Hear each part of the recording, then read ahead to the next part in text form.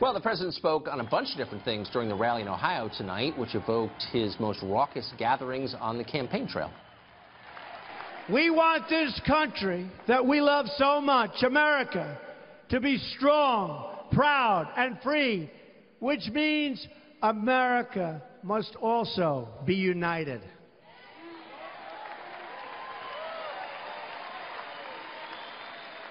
Because when America is united, America is totally unstoppable.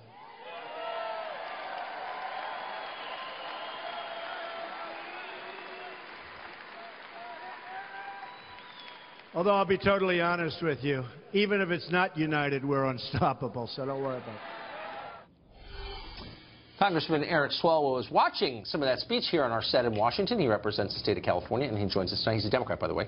Congressman, thanks a lot for coming on. Yeah, of course. Thanks for having me back. So you've been deeply involved in this Russia stuff. We've been covering it here. There's all the drama with Jeff Sessions.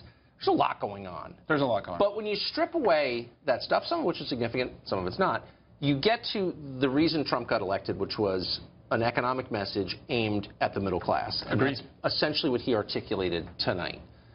Is there anything about that that you disagree with as a Democrat? He identified economic anxieties that were out there. The problem is, I think, his involvement with Russia, the cost of that right now is he's not able to deliver on it. So those people in the crowd who are counting on these good jobs, you know, trade deals to be reformed and health care to be given to them, they're not getting any of that because it's a mess in Washington. That is the great. I think it's one of the greatest responses I've ever heard. That's like the arsonist saying, "I'd love to stay at your house, but it burned down." I mean, the reason he's embroiled it. No. It's not like Vladimir Putin inserted himself into the politics of this country, despite your claims. It's that the Democratic Party made up this bizarre and complex narrative about Trump being in bed with Putin, and then just and Trump didn't respond well in some cases, including today. But basically, it paralyzed politics in Washington. So you're sad he wasn't able to enact his policies because of the things that you did? No, I think his involvement is the reason he's paying the price now. The deep involvement that they had with Russia is now coming home to roost. And the sad thing is that people actually were counting on him to deliver. And now everyone is saying, wait, so now you're telling, well, this is breaking news. Could we get a banner underneath? You're telling me that you agreed with his program all along. No, I wish you told us this earlier. I agreed that he identified economic anxieties that were out there. There's no question that people, right, you know, want better jobs. They want better wages. They want a better future for their kids.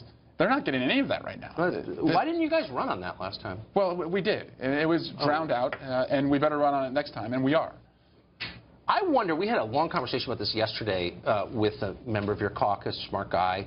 And I came away thinking that he was probably pretty sincere. He thinks the party should pivot from this identity politics lunacy, which is a cul-de-sac in the end, to, you know, kind of soft populism on economics. But is there any evidence that your base wants it? You don't represent the middle class anymore. You're the party of the rich and the poor. The numbers show it. So, like, who's calling for this exactly? Yeah, I am. I know my colleagues are. We believe that, you know, if you invest in people from the schoolhouse to the retraining that you really need for the displacement that's out there, if you give people health care, that they're going to be with you. And so we're going to tell them over the next 2 years, we're for you, and he's not delivering.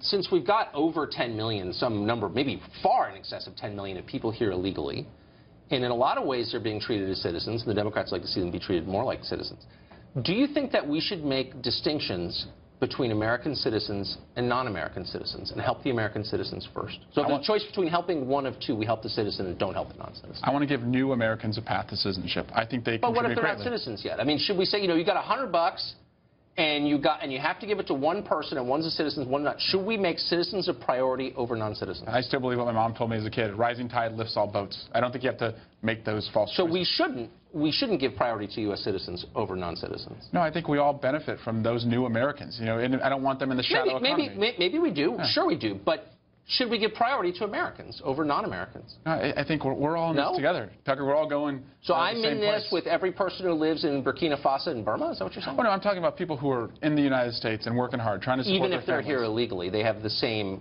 priority. I want to put them on a path to citizenship. They shouldn't jump the line. I think that people who went through the legal but means, people who are here illegally should get the same treatment I get. I don't get priority over them. I think, you know, we're all humans, Tucker, and we all want opportunity and what's best for our kids. Yeah, we're all humans. I mean, I think God judges us all the same. Does the U.S. government treat us the same? That's the question. Yeah, I think we should extend as much opportunity to as many people, and we all do better. All right. I don't think the middle class is going to buy that, but we'll see. Yeah. Congressman, thanks a lot. Yeah, of course.